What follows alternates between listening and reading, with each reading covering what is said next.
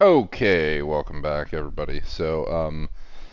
Last time I ended our discussion on basically if I have an equation of the form Ly is equal to ft, where L is some linear constant coefficient differential operator. So this is linear constant coefficient. So linear constant coefficient equation. This is what we have. This is, of course, non-homogeneous because we have this f of t rather than 0. Okay, then the two methods we're going to see for dealing with this thing. And specifically, right, we have seen by now that the general solution to such a thing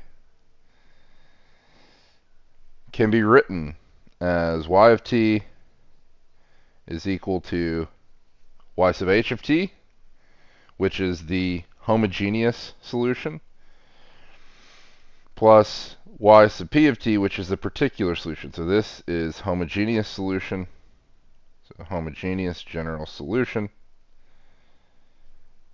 to Ly equals 0. So the left-hand side of this differential equation is exactly the same, but we make the right-hand side 0.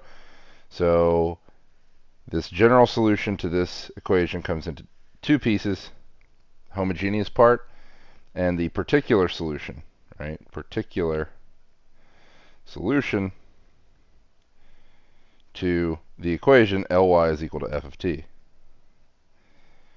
Now again, I explained last time why needing to find a particular solution to Ly equals f of t, that this is not a circular thing to find general solution to Ly equals f of t, because general solution means the solution or the form that any solution must take, right? It's completely general in that sense that any solution to Ly equals f of t must take that form.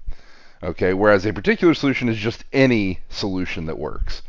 Okay, so while we are going to see that finding the solution is in fact like 95% of the work done in solving this equation generally, it's still not a circular thing, and it's still easier, right, than generally solving the equation. It's still a particular solution, right? It's just some solution that works. So when I say two methods that I mentioned before, these are two methods for finding a particular solution.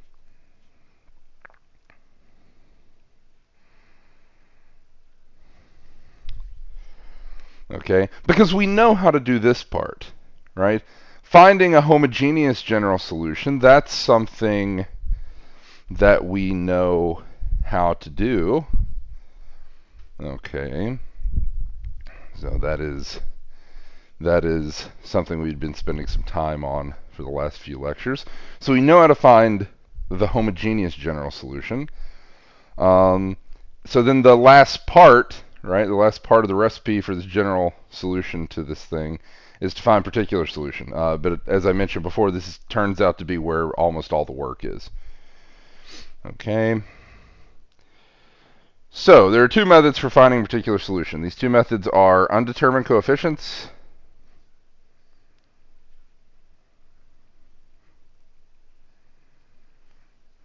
and key identities.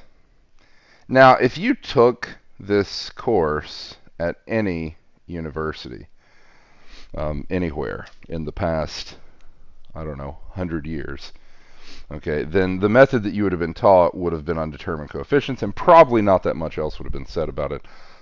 Here we teach a couple of different, or we teach, I should say, one extra thing, which is this key identities business. As I mentioned previously, you are always going to be able to use either of these.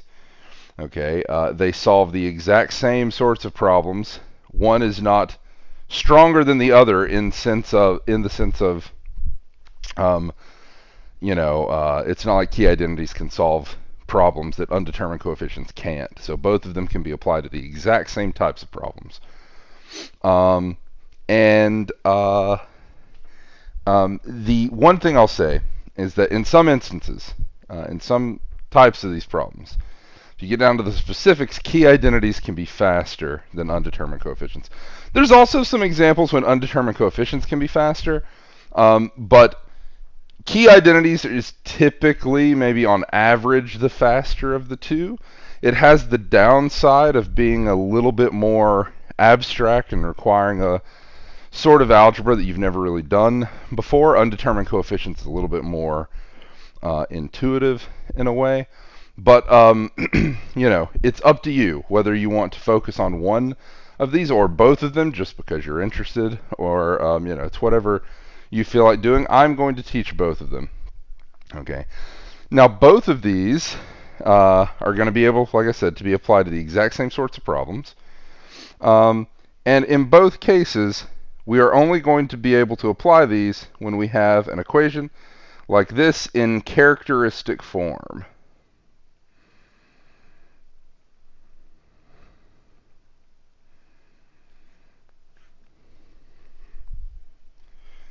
So we're only going to be able to apply this when we have an equation like this in characteristic form. Now, we saw last time what that means. So being in characteristic form is a condition we impose on f. So long as L is a linear constant coefficient differential operator, it can be whatever it wants to be. Okay, so L, this left-hand side of the equation, like this, can be whatever. It's the right-hand side. It's this function, f of t, being in a particular form that determines whether or not this equation is in what's called characteristic form. So what does characteristic form mean? So characteristic form, like I said, is a condition we impose on the f. It means that f looks like this. Now, a slight difference in notation between what I've written here and the textbook. The textbook labels this alpha naught to alpha sub d and beta naught to beta sub d instead of matching the subscript to the power of t here. That is a completely trivial distinction there, so it doesn't matter which notation you use. You're not going to be using this general notation very much anyway.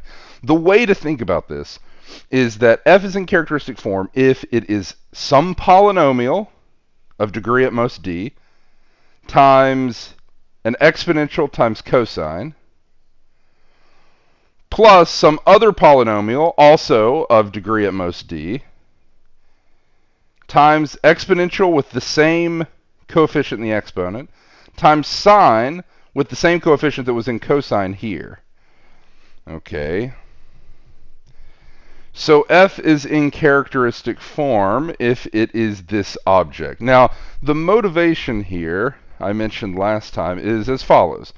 This is exactly the, more or less, it's the most general sort of thing we can write out, that when you take a bunch of derivatives of this thing, if you take a bunch of derivatives of this thing of different orders, so first derivative, second derivative, third derivative, and so on, and then you form some linear combination, right, of constants times derivatives of these things, and then you add them all together, what you get is also in this form. Okay? So that's what is going on here. You take something like this, you take some derivatives of it, multiply it by constants, add it together with its derivatives. What you get, what it spits out, is something that is like this. Well, that's very important because when we are asking for a solution to Ly equals f of t, we're looking for an unknown function y such that when we do that very thing to it, we hit it with L. Remember, L is this differential operator that is exactly taking derivatives of y to various orders, multiplying those derivatives with some constants, adding all those things together. This equation, Ly equals f of t, is saying that you do all that to this unknown function y, and what you get is f of t. Well, if f of t is this thing, it makes sense to guess you're not really guessing here. You can show that this is actually the only form that y can take. Okay, but it makes sense to guess that such a y would also be of this form, right? Since there's no other thing I could do, right, going backwards, to take me away from that form, right? So this is going to be our motivation for undetermined coefficients, as we'll see. Before we get there, I have to mention one other thing. So I mentioned a couple of key terms last time. One was the degree of such a function in characteristic form. So if f is in characteristic form, then without any reference to this differential equation, in fact, I can just completely cover up the left-hand side of the differential equation, just look at the function f of t, and I can read off the degree and the characteristic of f. Okay? So the degree of f is d. It's just the largest power of t in this form showing up. Okay? That's the degree. The characteristic of f is whatever mu plus I nu is here, right? So there's nu. Mu plus I nu is this thing. Okay? It is just, you just form this complex number from mu and nu coming up here, okay, in this expression. Now, these are two very important things that you have to be able to pick out. As I mentioned again and again last time, you can't even start either process, undetermined coefficients or key identities, without knowing both of these things. But there's actually a third thing you also need to know. So also, there is an equally important quantity called the multiplicity of f.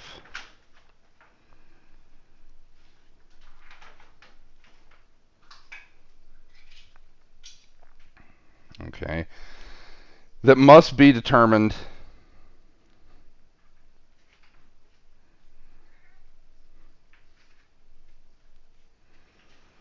from both f of t and L.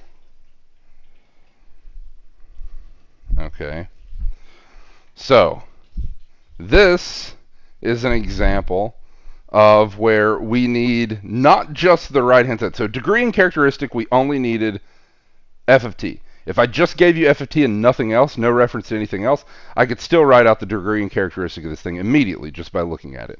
The multiplicity is something different, though. I need the whole equation to determine what the multiplicity is. Okay, the multiplicity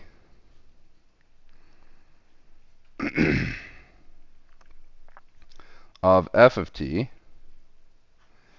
is what?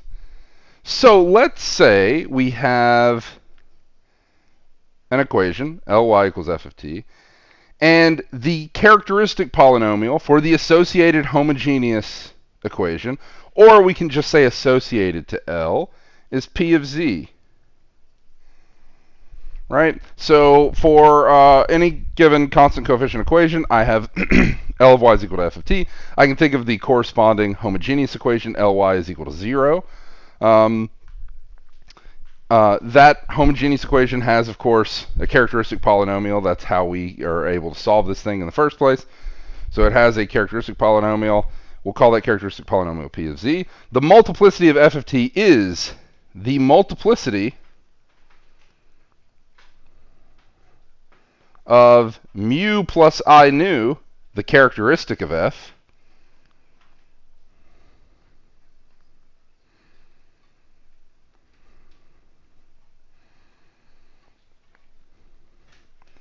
as a root of the characteristic polynomial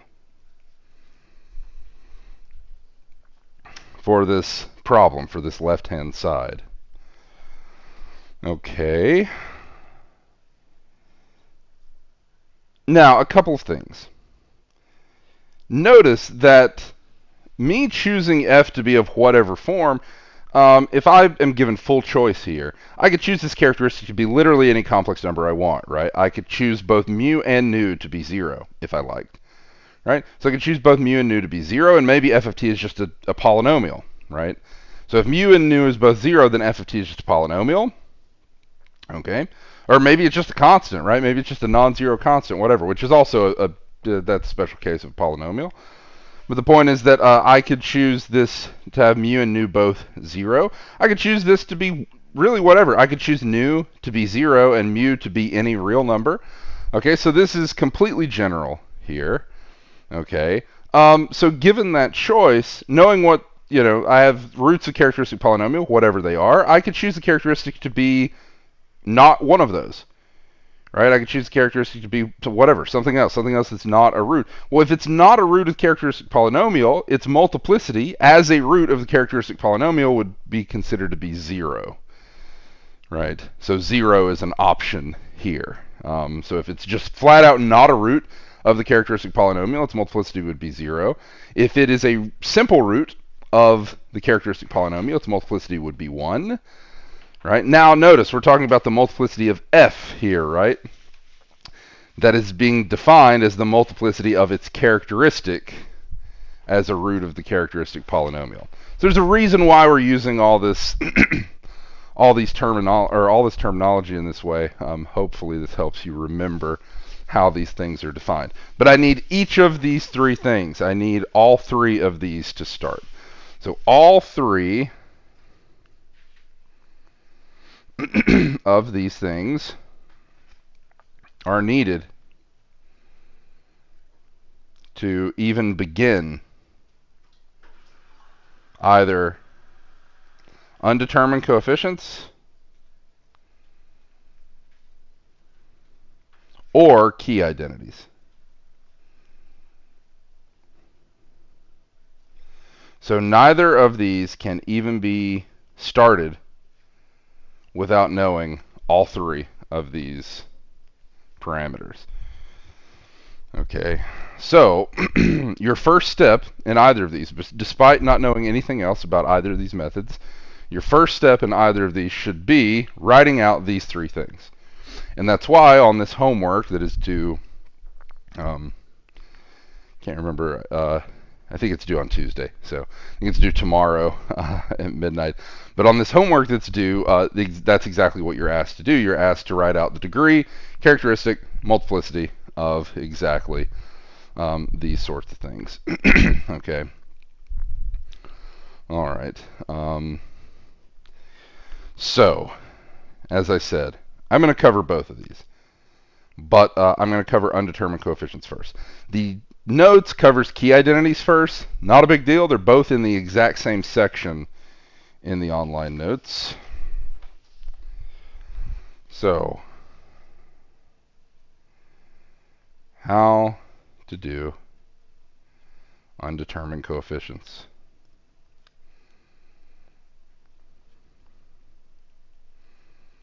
To find a particular solution to a non-homogeneous equation.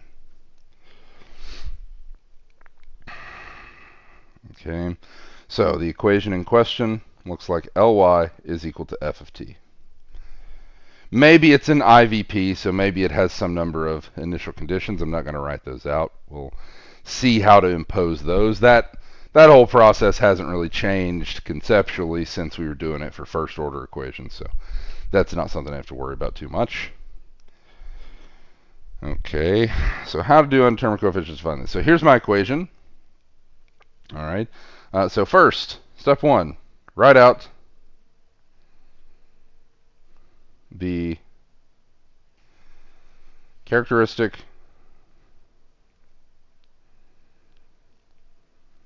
degree and multiplicity of f.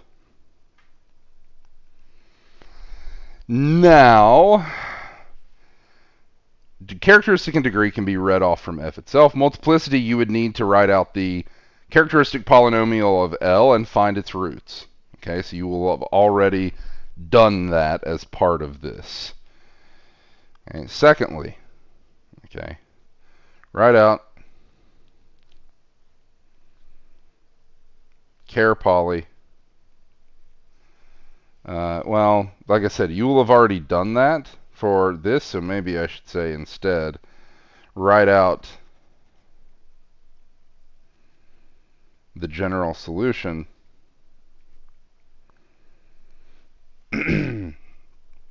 y sub h of t of the associated homogeneous problem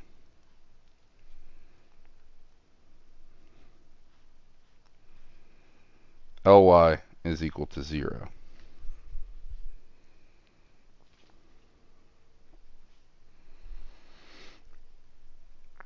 And there's y sub h. So step 3, right? Maybe I should add here, you're not just finding y sub p here, you are also how to find general solution to this thing. Okay.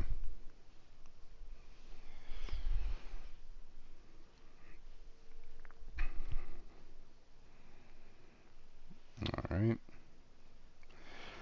So step 3, what do I do here? Well, I need to make an assumption here. Now, this assumption is not really an assumption, as I've mentioned. In fact, it turns out that y sub p can only be of this form. And I could show this, but I'm not going to go through the derivation of why this is the case. But it turns out that there's really no guessing going on here, even though sometimes this is kind of taught as you're guessing the form of y sub p. But it's not really a guess. This is what y sub p has to be in the form of. Okay, so set y sub p of t equal to the following. So we'll call it a naught t to the d plus a1 t to the d minus 1, and so on, all the way out to a sub d times e to the mu t cosine nu t, okay, plus b naught t to the d plus b sub 1 t to the d minus 1 plus, so on, b sub d e to the mu t sine of nu t. Okay, if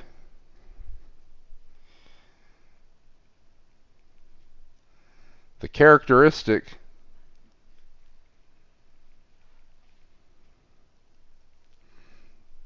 of f of t, which is mu plus I nu, is not a root of the characteristic polynomial associated to L, P of z. Okay.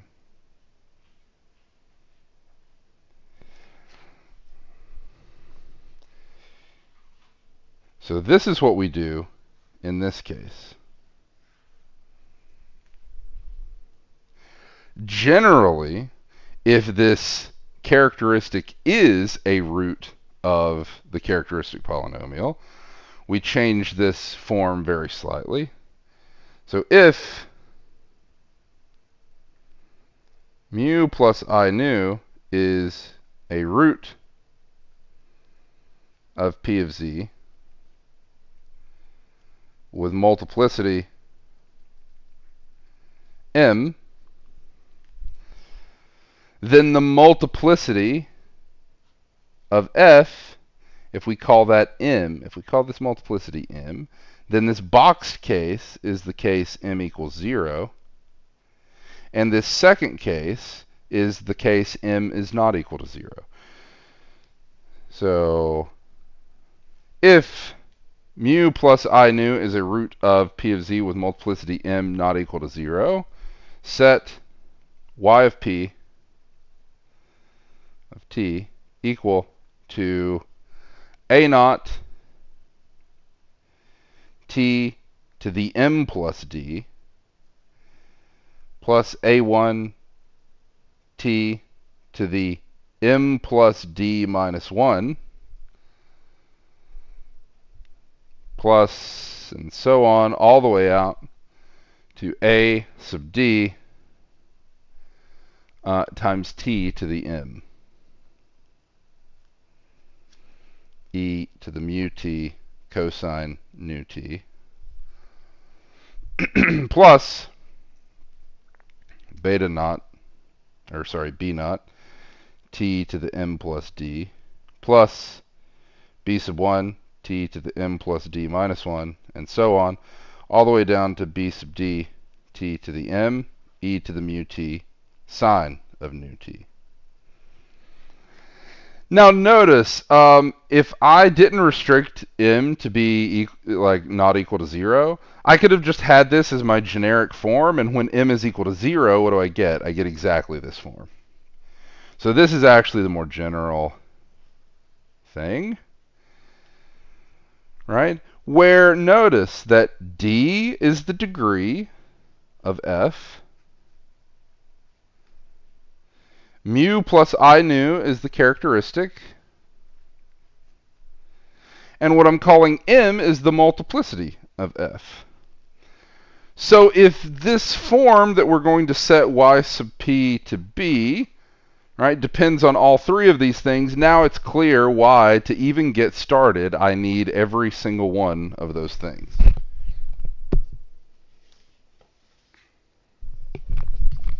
Okay.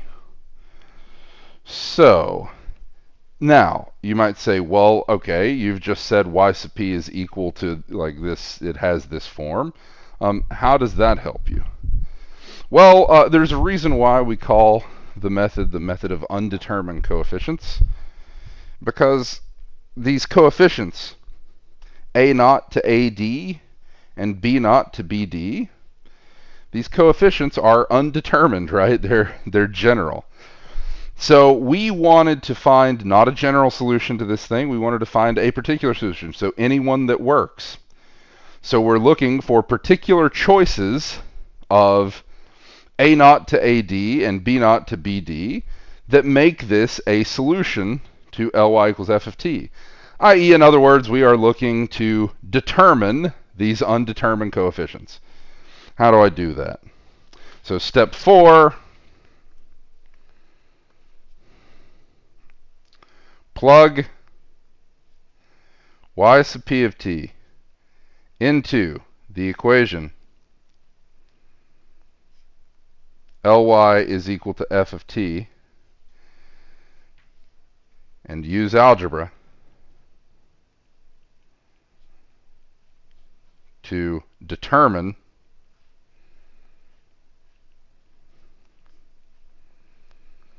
the coefficients a naught to ad and b naught to bd. This solves, so this finds the particular solution.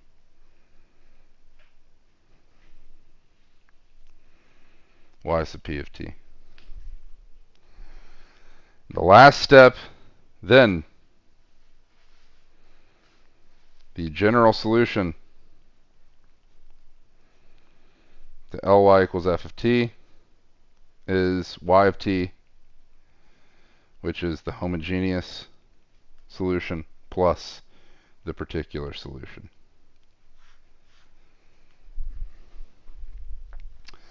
Okay, so that is the full process for using undetermined coefficients to solve a non-homogeneous equation that is in characteristic form. Now, before we go on and do an example, I wanted to stress, what sort of equation can we use this for? Ly equals f of t, where L is linear constant coefficient, and f is in characteristic form. All of those have to be satisfied or this cannot be used. All right. I already gave you some examples of if f is equal to tangent of t, right? If f is equal to log t, right? If f is equal to 1 over t.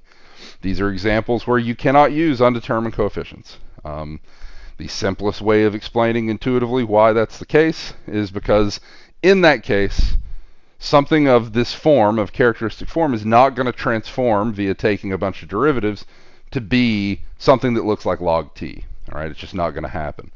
You take a bunch of derivatives of those things, we know how the product rule works, you're going to get other things in characteristic form. All right. Okay, so let's finally see an example of how to do this. So let me choose an example. So here. So find a general solution to the equation, let's see here, y double prime plus 2y prime plus y is equal to 6e to the 2t. Sorry, y double prime plus 2y prime plus 10y. Let's do this one. Okay, keep it consistent, because I'm going to reuse these same examples when we do key identities, so I can show you that you, in fact, get the exact same thing. Okay. All right, so find a general solution to y double prime plus 2y prime plus 10y is equal to 6e to the 2t. Okay. So, first step, right? I need to solve this homogeneous part anyway, and I need to write out the characteristic polynomial so that I can answer a question of what the characteristic multiplicity and degree of this thing is. Okay, so let's kind of do those at the same time, right? So note the associated homogeneous problem. You don't have to write this out every single time. I'm just writing it out to show you what I'm doing. The associated homogeneous equation, y double prime plus 2y prime plus 10y has char poly. From now on, I'm just going to immediately write out characteristic polynomial p of z is equal to blah, right? I'm not going to write this out. Sorry, this is the associated homogeneous equation is y double prime plus 2y prime plus 10y is equal to 0. This has characteristic polynomial p of z, which is z squared plus 2z plus 10. Okay, so 2z squared plus 2z plus 10. What roots does this have? Well, I can rewrite this in a nice way. Again, you could use the quadratic formula if you like. That's perfectly fine. But I can rewrite this as z plus 1 squared plus 9, right, which is plus 3 squared. Okay, that's just a quick way of rewriting this, right? This is z squared plus 2z plus 1 plus 9. So here, I'll write that out just so you can see what it is I'm doing. Right, I'm just rewriting this in this form because this is a particularly nice form for finding the roots. So roots are z is equal to minus 1 plus or minus 3i, right? Okay, just directly from this, setting this thing equal to 0, my roots are minus 1 plus minus 3i. Okay, so there's the roots of my characteristic polynomial. So then what is the associated homogeneous solution? So general solution to homogeneous equation, which is y double prime plus 2y prime plus 10y is equal to 0, is y sub h of t is from here. This is c1 e to the minus t cosine of 3t plus c2 e to the minus t sine of 3t. Right? Okay. All right. So there is my homogeneous solution. Now again, you don't have to actually immediately write that thing out. The thing that's most important is writing out the characteristic polynomial, finding every single root, right, in an exhaustive fashion, because that's going to let you write the multiplicity of the right-hand side immediately. Okay, so now here is my f of t, right? So f of t in this case is 6e to the 2t. So let's write out our 3 parameters for it. So what is the degree d? Let's remind ourselves, right? So here is what it means for f to be in characteristic form. D is the degree. So d is the highest power of t showing up. And what's the highest power of t showing up? There is no t term in this, right? So the degree is 0. Okay, so degree is 0. Next quantity I need, of course, is characteristic. So characteristic is mu plus I nu, where mu is this thing showing up in the e to the mu t, and nu is the thing showing up inside the cosine and sine. So I'm looking for what is mu plus I nu. Well, there is no cosine and sine here, right? Well, how does that make sense? Well, if nu is 0, well, if nu is 0, this whole thing is 0, right? Because sine of 0 is 0. If nu is 0 here, then cosine of 0 is 1, so that makes sense. This is just multiplied here. But mu is going to have to be 2. So this is going to be 2 plus I 0. All right, so mu is 2, nu is 0. I need to write both of those things before I can write the multiplicity. What is my multiplicity? My multiplicity of f is the multiplicity of the characteristic of f, mu plus I nu, as a root of the characteristic polynomial p of z. But the only roots of p of z are minus 1 plus 3i and minus 1 minus 3i. 2 is neither of those, so it's simply not a root of the characteristic polynomial, which means that the multiplicity as a root of the characteristic polynomial is 0, since it is not a root of the characteristic polynomial. So there are our parameters. Now, what were we told to do? I split it up as 2 cases, but really you can just remember the second case. The point is that y sub p of t takes this form, right? Where, since nu is 0, all these are going to go away. Nu being 0 here means this cosine is going to go away because it's just 1. This is going to be e to the 2t. D is 0, and both m is 0. So how many coefficients am I going to get here? I'm only going to get a single one. I'm going to get a naught times t to the 0 plus 0. These count down from m plus d to m. That's always how this works. So note, the coefficients count down from m plus d to d. Sorry, from m plus d to m. I said exactly the opposite of what I wanted to say. So they count down from m plus d to m.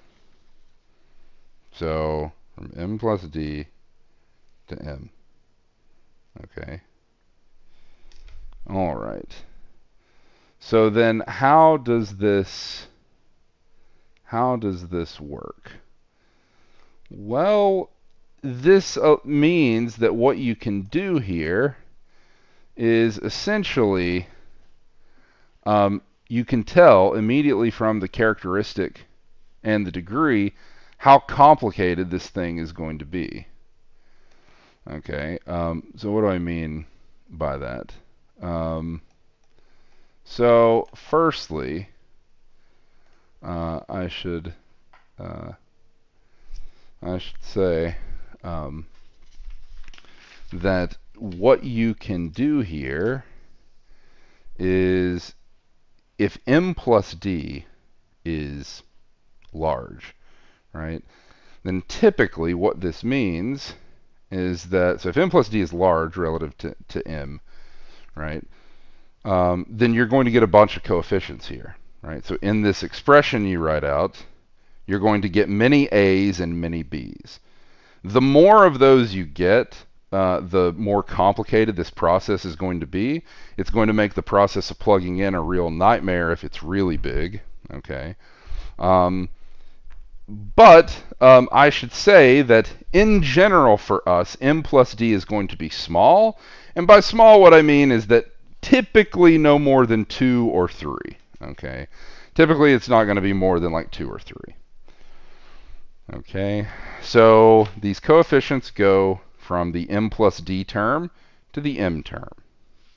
And that's what I mean by them counting down from m plus d to m. All right, but in this case, m plus d is 0 and m is 0, so they're not counting down at all. We get a single coefficient. So our y sub p of t is equal to, I have a single term, a naught e to the mu t cosine nu t. Right? So this is a naught e to the 2t, cosine of nu t, but nu is 0 here. So I am almost done. Right? I am almost done. All I need to do is find this a naught. So I need to determine this undetermined coefficient a naught. Okay. So in order to do that, I want to plug it into this equation. So I need to compute its first and second derivatives. Well, that's no problem. So y sub p prime is 2 a naught e to the 2t. And y sub p double prime t is 4 a naught e to the 2t. So now I take these three quantities, plug them into this differential equation, and from that I'll get an algebraic relation in the undetermined coefficients. Here I just have a single one, but we'll see how this works when I have more than one coefficient to be determined. So then what is y sub p double prime plus 2 y sub p prime plus 10 y sub p? This should equal, so this should be equal to 6e to the 2t. Well, let's compute what this thing is, right, from the previous. So here's the previous y sub p prime, and y sub p double prime. So y sub p double prime is 4 a naught e to the 2t plus 2 times 2 a naught e to the 2t, that's y sub p prime, plus 10 times a naught e to the 2t. Right, and that should be equal to 6e to the 2t. Simplifying this, I have 4 a naught e to the 2t plus 4 a naught e to the 2t plus 10 a naught e to the 2t, which gives me 18 a naught e to the 2t, and this must equal 6e to the 2t. But we see that this relationship means that 18 a naught must be equal to 6, which means that a naught must be equal to 1/3.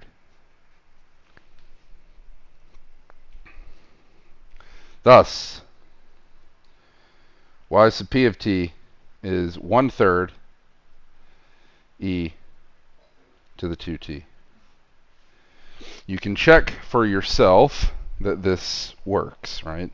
In fact, I mean, if you have confidence in the algebra we just did, we just proved that this, in fact, works. But nevertheless, if you want to check, you could just check from this place to see that this, in fact, solves that differential equation, y double prime plus 2y prime plus 10y is equal to 6e to the 2t. Okay. All right, now the general solution to y double prime plus 2y prime plus 10y equals 6e to the 2t is y of t, which is the homogeneous general solution plus this particular solution that we've just found. Simply rewriting those two things, right? Recall here was our homogeneous solution found. This is C1 e to the minus t cosine of 3t plus C2 e to the minus t sine of 3t plus this particular part, which is 1/3 e to the 2t. There we go. Okay. So that does it. You can verify, if you really want to, that this in fact solves exactly that differential equation. Okay, one quick intuitive reason as to why. L here in this case is what? What is L? L is the differential operator that takes the second derivative, adds to it 2 times the first derivative, and adds to that 10 times the original thing itself, right? So there's our L. All right. Notice, of course, this is just P of D, right? It's just the characteristic polynomial with D plugged in, where D is this differential operator representing the derivative, right, with respect to T. So L is a linear differential operator. So hitting this first part, the homogeneous part, gives me 0. Because the homogeneous part solves the equation Ly is equal to 0. So hitting this first part with L gives me 0. Hitting the second part with L, as proved here, gives me 6e to the 2t. So I get 0 plus 6e to the 2t when I hit y with L. So Ly is equal to 0 plus 6e to the 2t, which means that Ly is equal to 6e to the 2t. So it definitely solves this. Okay. In fact, it's the most general possible form of a thing that solves that. Okay. Okay. Let's do another example. All right. The key here is just going to be us doing a ton of examples. So here's more. Find a general solution to the equation. Let's do y double prime minus 6y prime plus 9y is equal to 4e to the 3t. Okay. All right, so let's do what we always do, right? Characteristic polynomial, just looking at the left-hand side, is p of z, which is z squared minus 6z plus 9. This factors nicely as z minus 3 squared. Okay, so this factors nicely as z minus 3 squared, which means the roots are 3, and it's a double root. So it's a root of multiplicity 2. Okay. All right. So then what is the general solution to the homogeneous part? So homogeneous general solution, y sub h of t is what? I have double root of 3, so that is c1e to the 3t plus c2t e to the 3t, right?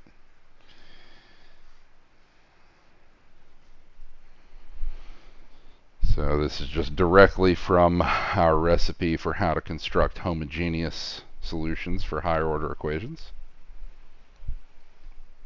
Okay. All right.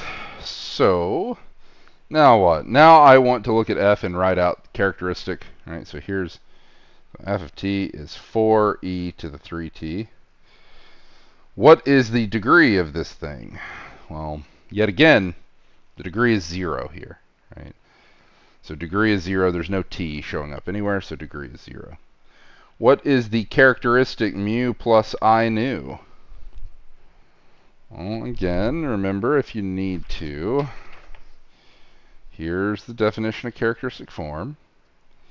So there's no t to the d showing up anywhere here, so d is 0. The characteristic e to the mu t cosine nu t. There's no cosine or sine here, so nu is 0. And mu is going to have to be 3 to match up with this, right?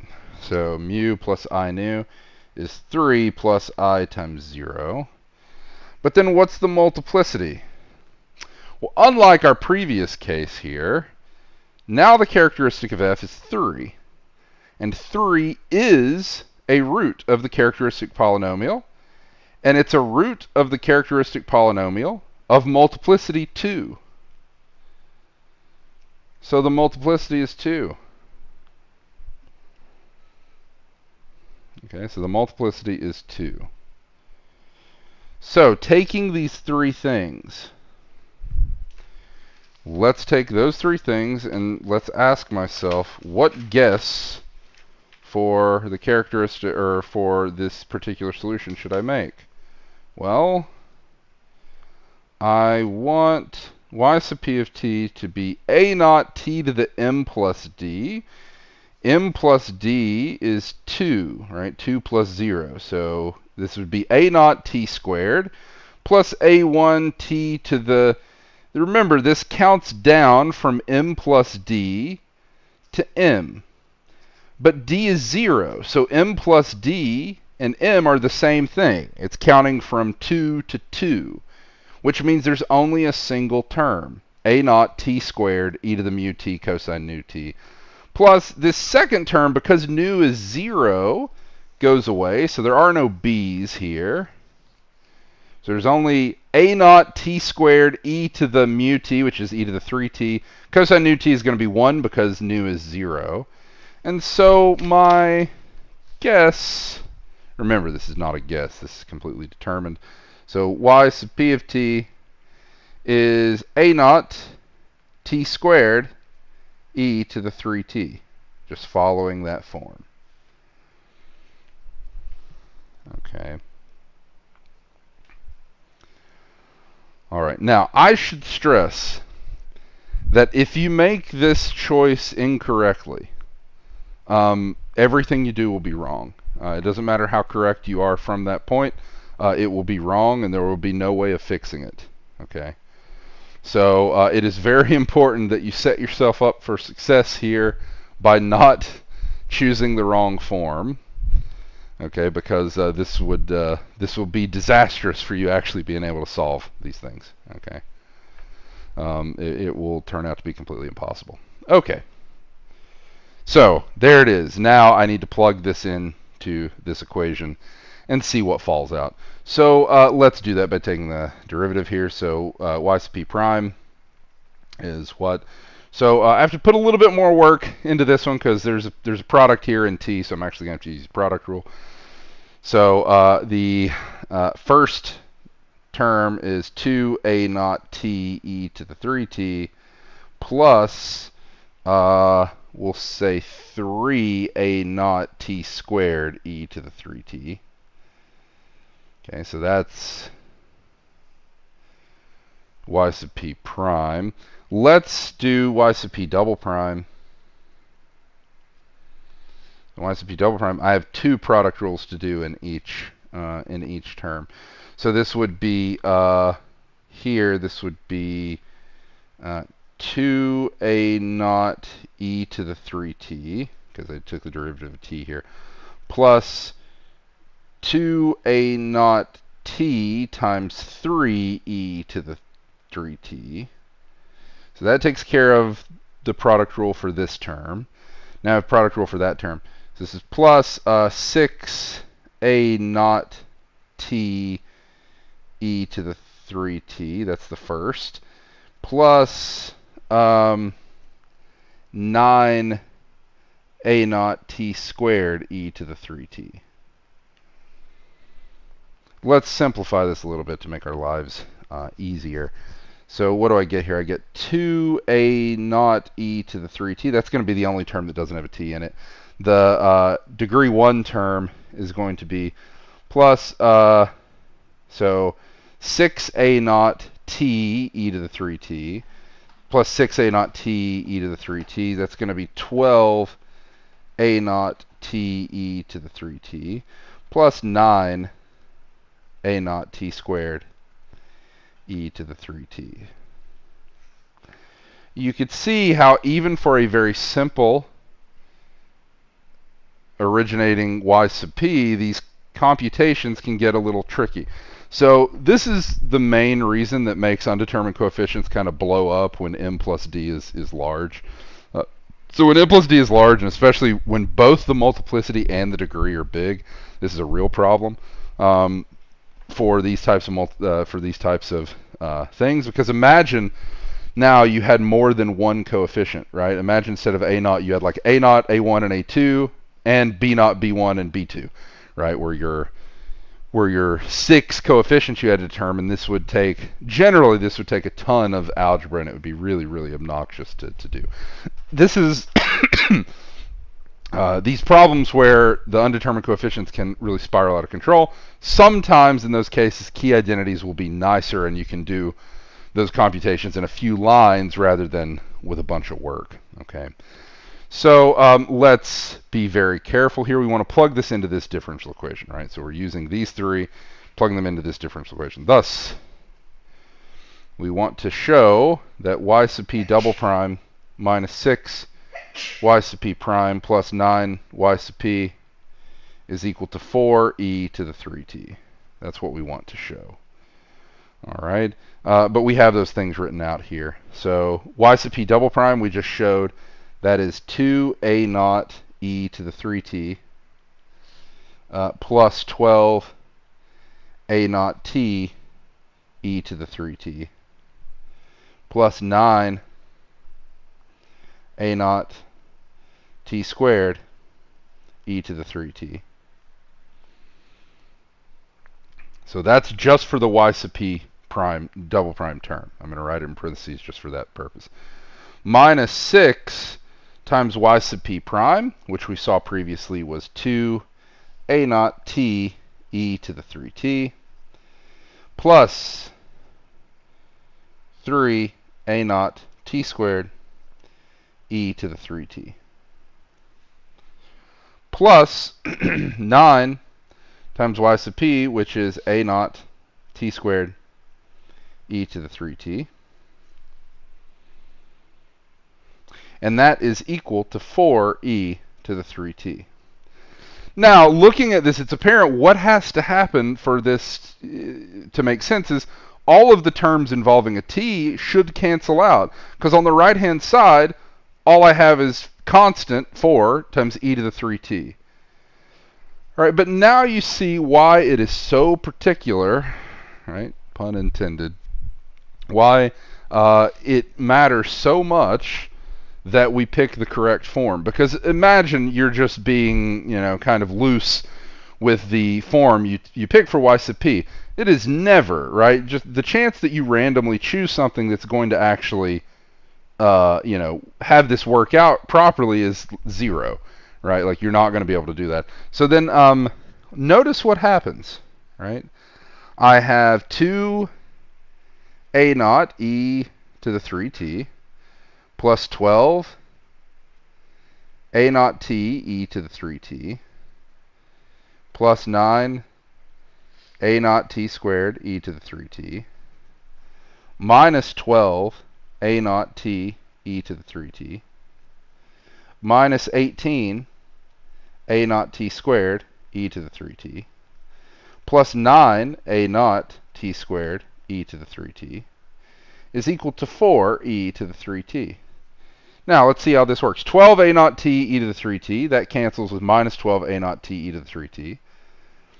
9 a naught t squared e to the 3t plus 9 a naught t squared e to the 3t is 18 a naught t squared e to the 3t, which cancels out with minus 18 a naught t squared e to the 3t.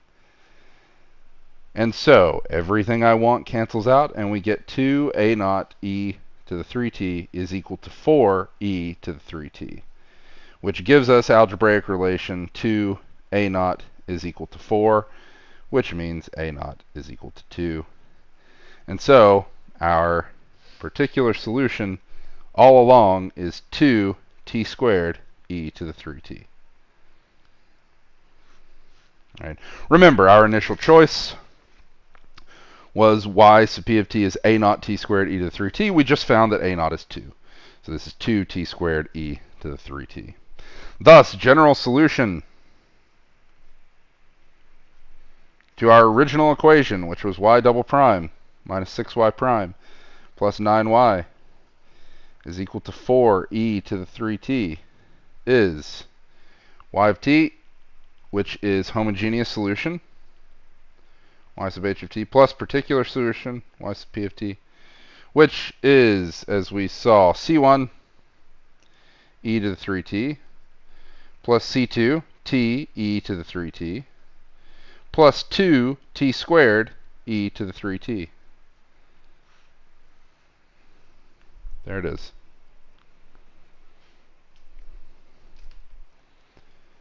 Okay. That's how this works. All right.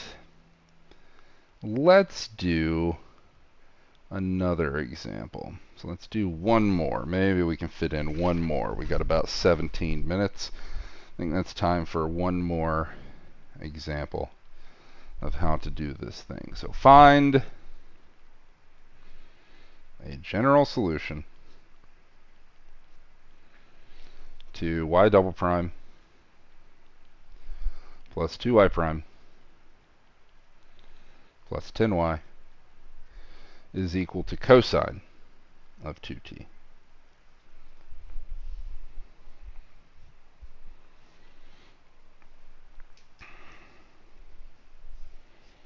Okay.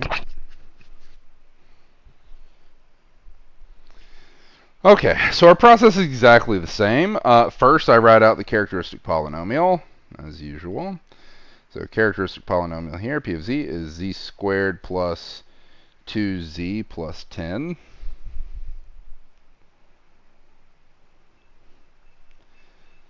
Okay.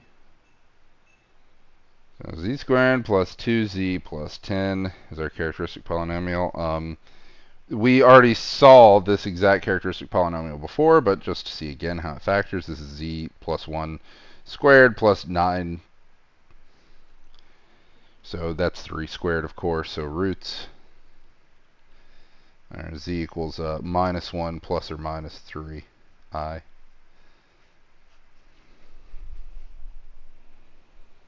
Okay.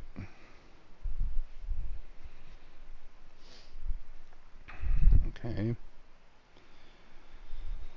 All right. So there's our roots, which means that the homogeneous general solution y sub h of t is c1 e to the minus t cosine of 3t plus c2 e to the minus t sine of 3t. All right, so there's our y sub h. Okay, now our f of t here, our right-hand side forcing function, is cosine of 2t.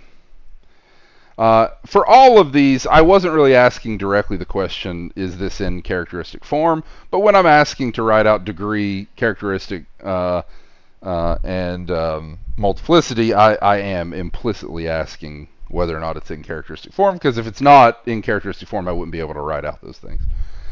Okay, so f is clearly in characteristic form. Okay, so it's in characteristic form. What are those three parameters I care so much about? So what is the degree, first of all? Well, there's no t showing up here, so the degree is, again, 0. We'll get to examples of degree being positive soon enough, don't worry. What is the characteristic of this thing? Mu plus I nu. Well, recall, right, I keep bringing it up. Here's what it means to have a function in characteristic form. So the degree is 0 because there's no t showing up. There's a cosine of 2t showing up, which means nu needs to be 2. There's no e showing up, so mu must be 0. So my characteristic must be 0 plus I times 2, right? Or 2I, however you want to write it. All right, which means, what's my multiplicity? Well,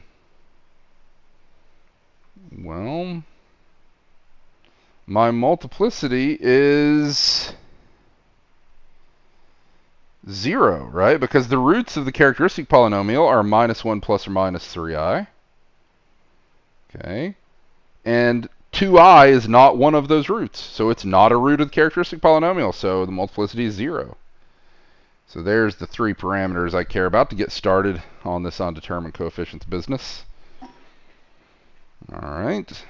So what form should my y sub p of t take? It is time to set up y sub p of t. Now let's bring this back.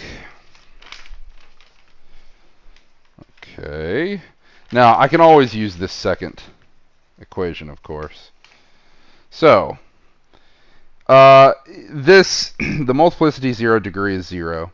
So this counts down from t to the 0 to t to the 0. So there should only be one coefficient here. Times e to the 0t cosine of 2t.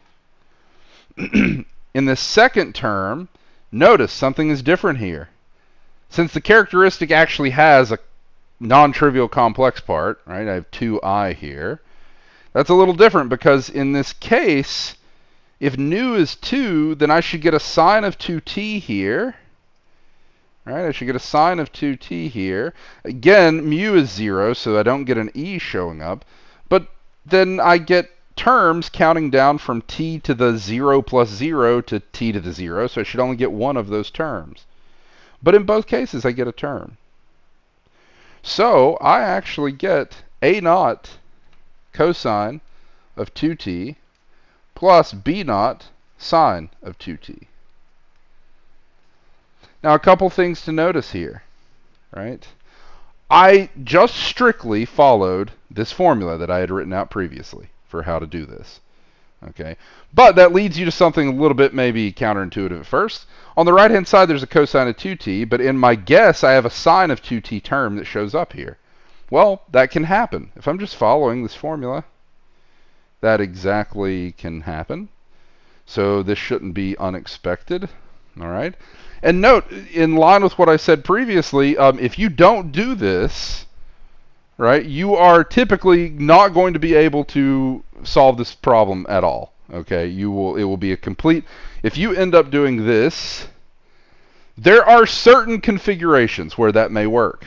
Okay, if you go through this process and find, oh, b naught actually has to be 0 for this equation to work out, then you were okay, you got lucky, right? But that's not always the case, and typically that will not be the case. Typically you will absolutely have to have this term, and in your computations, if you don't have that term, it will just flat out be wrong. Okay, so that's how this works. Okay. So there's our y sub p of t. So in preparation for plugging this in, I'm going to go ahead and compute some derivatives here. So y sub p prime of t is what? This is easy. No product rules here. So this is minus 2 a naught sine of 2t plus 2b naught cosine of 2t. And then y sub p double prime of t, well, this is going to be minus 4 naught, or times a naught cosine of 2t minus 4 b naught sine of 2t. All right, so there's my 3 things there. Let's plug them in to this differential equation, shall we? So y sub p double prime plus 2 y sub p prime plus 10 y sub p. This should be equal to cosine of 2t. Okay. So if that's going to be the case, plugging in those things I computed previously. So y sub p double prime, this was found to be minus 4 a naught cosine of 2t minus 4 b naught sine of 2t plus 2 times y sub p prime, which is minus 2 a naught sine of 2t plus 2 b naught cosine of 2t plus 10 times the original thing itself, which is a naught cosine of 2t plus b naught sine of 2t. And all that together should be equal to just cosine of 2t. Okay.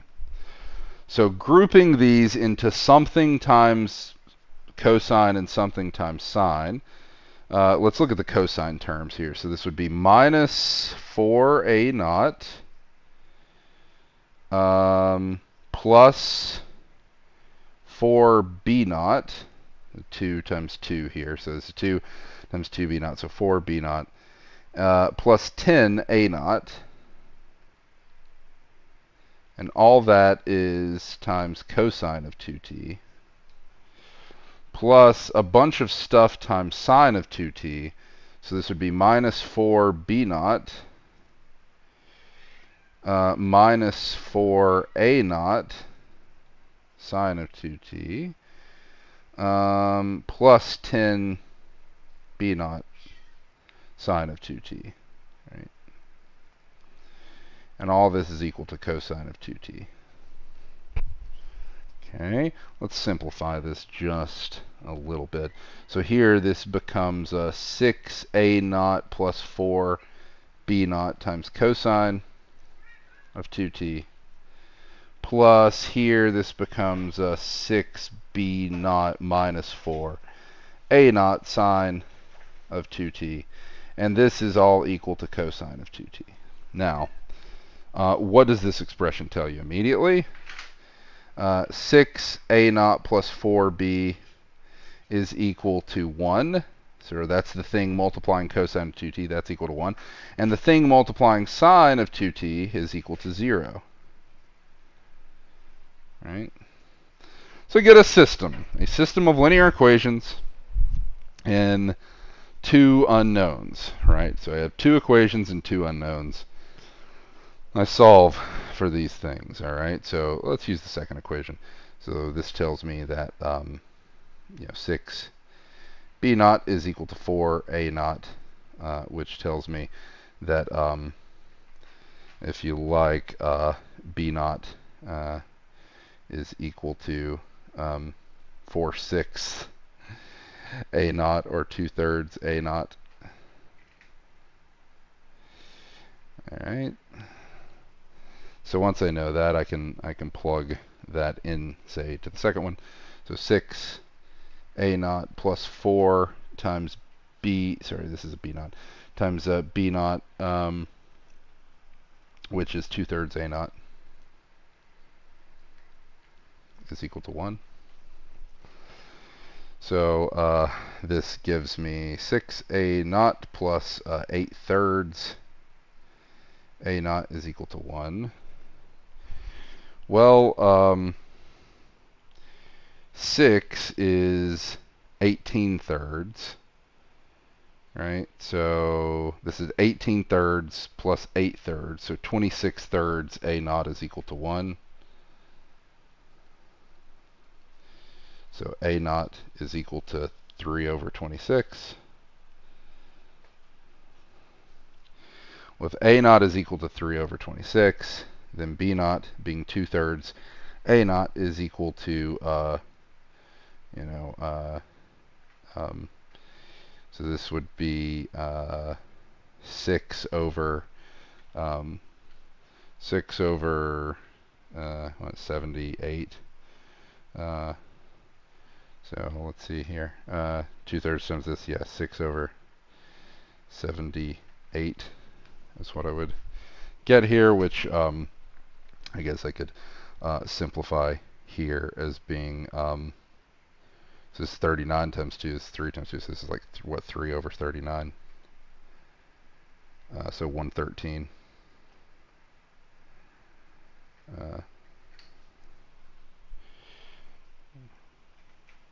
So, yeah.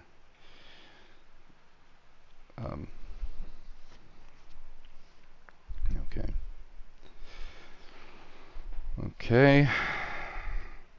So then our y sub p of t is found here. Remember our original guess was a naught cosine 2t plus b naught sine 2t. Again, it's not really a guess.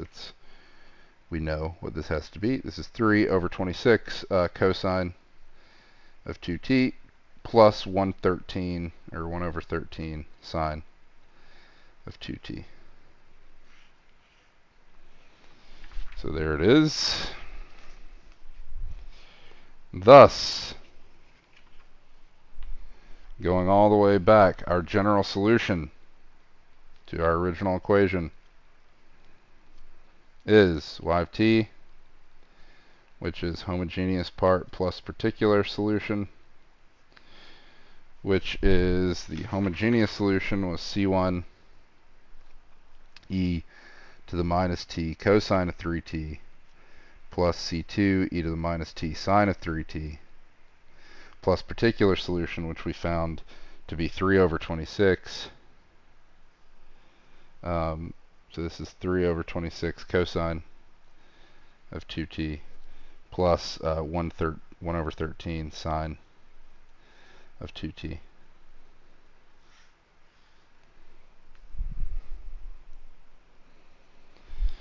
So there's our general solution in that case.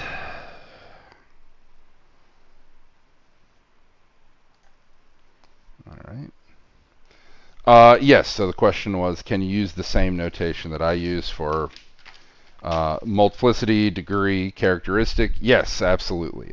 This is the same notation the textbook uses. The only difference is when I initially wrote out the characteristic form definition, my coefficients counted in the opposite direction. But all of those d, mu plus I nu, and m, all that's the same. So everything I've done since has been the same, is lined up exactly with the notation in the online notes. All right. Okay, so I think that's about all we have time for today. So then I'm going to send a link here in a little bit for office hours, which will commence like shortly after this ends. I'll send you a link, like I said, in a few minutes, and I'll be there for like an hour, so that you all can ask questions on any of this stuff if you have it. If not, then I will see you all tomorrow.